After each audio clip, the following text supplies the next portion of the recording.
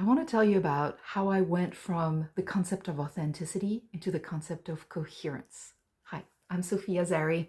This is the first video on this channel, which I've been meaning to build for years now. I am an anthropotherapist. Yes, it's a name I made up. I created it because I'm an anthropologist and I'm a therapist. And there's an overlap between these two things because as an anthropologist, well, I'm also a linguist, I focused on worldview. How do we learn to view the world through the lens that becomes ours? How does our nature become our culture? How does the environment that we grew up in not only influence the way that we behave, but the way we perceive the world? I was always very curious since I was a child about who would I have been if I had grown up in a different cultural environment? Who would I have been if I was speaking a different language? So that's the stuff that I came from.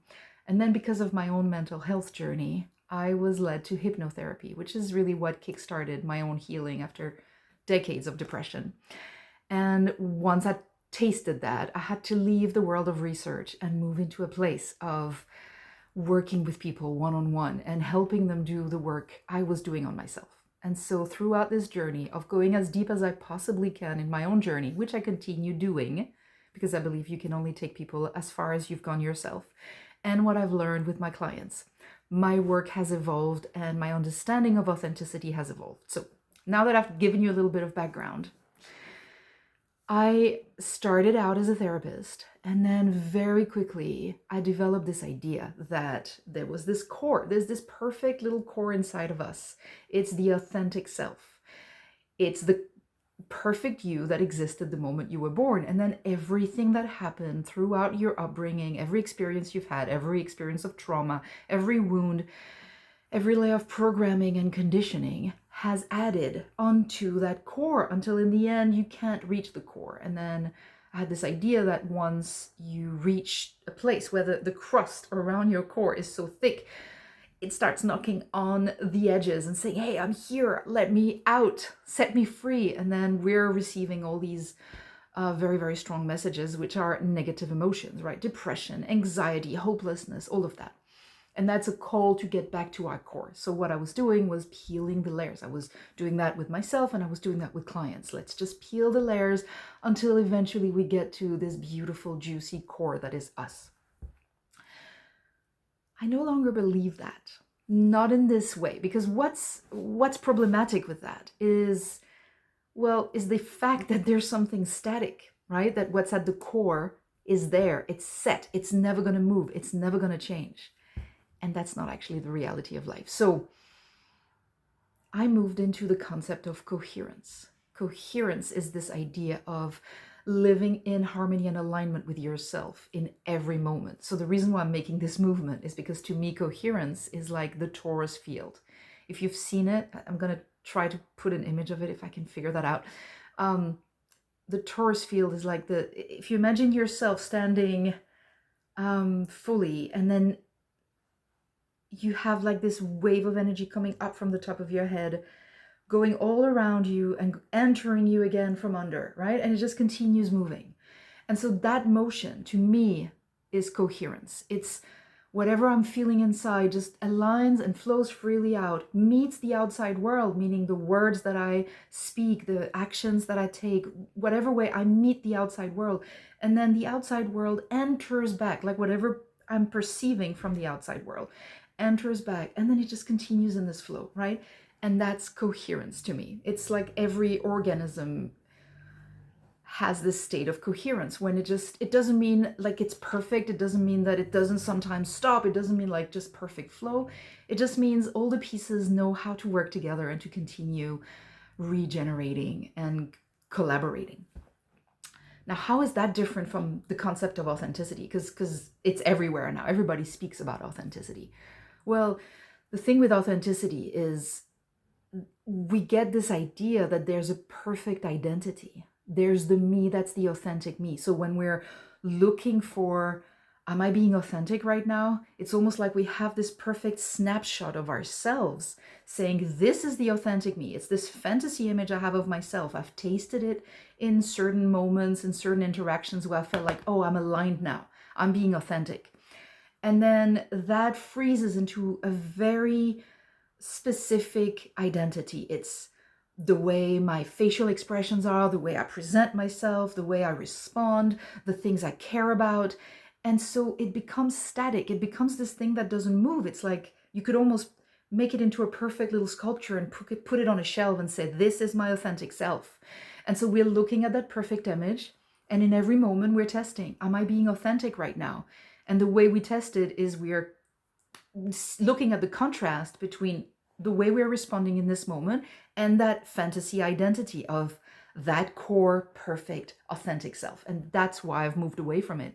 Because what it does is it keeps us stuck in this idea that we are just one thing, which we are not, because inside of ourselves, we're made of multiple parts. There's so many parts of you. There's the part of you that wants to be free. There's the part of you that wants to have success. There's the part of you that wants to lay on the beach all day. There's the part of you that wants to eat chocolate all day. There's the part of you that wants to be super fit. And there's just, these are just silly examples, but there's so many of yous, right? And all of these are collaborating, living together inside your system. And in every moment, a different part of you comes through. And so what's different when you move from authenticity to coherence is that instead of thinking, am I right now fitting with this image of this perfect core me, this perfect authentic me that I've idealized and placed on this shelf, you instead say, was I coherent? Whatever flew in and whatever flew out, did it feel like a flow? And what that does is frees us from this idea that there's one version of you.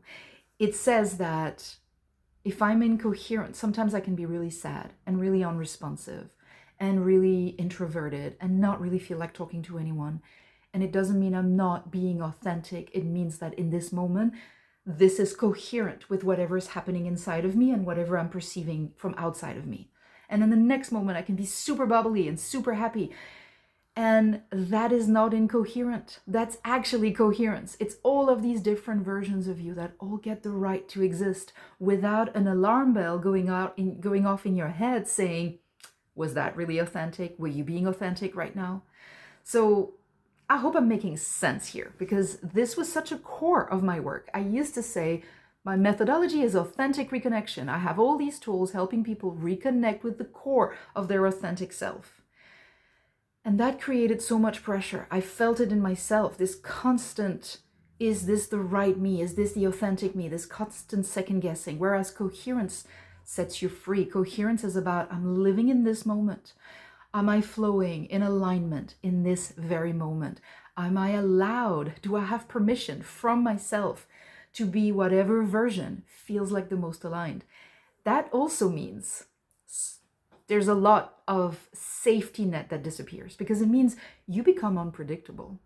It means people who know you, who say one day, hey, do you want to go to the movies? And you say, oh yeah, I love the movies. Let's go to the movies together.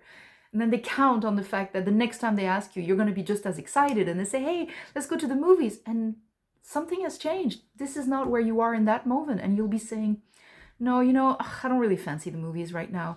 And that's going to be potentially destabilizing from some people in your life. And they're going to say, well, you're not being you right now, because the version of you I know, the authentic you, which is, again, in their mind, an idealized version of who you are, that ideal you, that authentic you is not who I'm seeing. So they'll start poking and saying, you're being weird. Something is off with you. When in fact, you're just being in coherence with yourself. Maybe something has changed in the way you're feeling. Something has changed in this person. And that doesn't mean that the next time they'll ask, you won't be excited about the movies again. So coherence sets us free to be the most aligned expression of ourself in every moment. And suddenly, instead of comparing whatever we're experiencing with this idealized version of us, the authentic core self, we're actually checking in with the flow of energy through us and saying, does this feel aligned? And if it does, then it's coherent.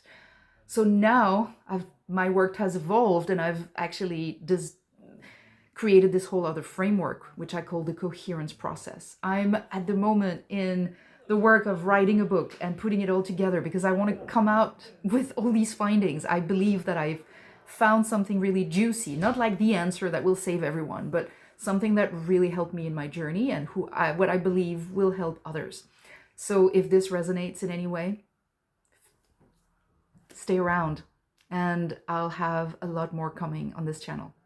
So authenticity isn't unreal, but when we idealize it and freeze it in time and in place, it becomes a prison, and it's not what freedom and joy are made of.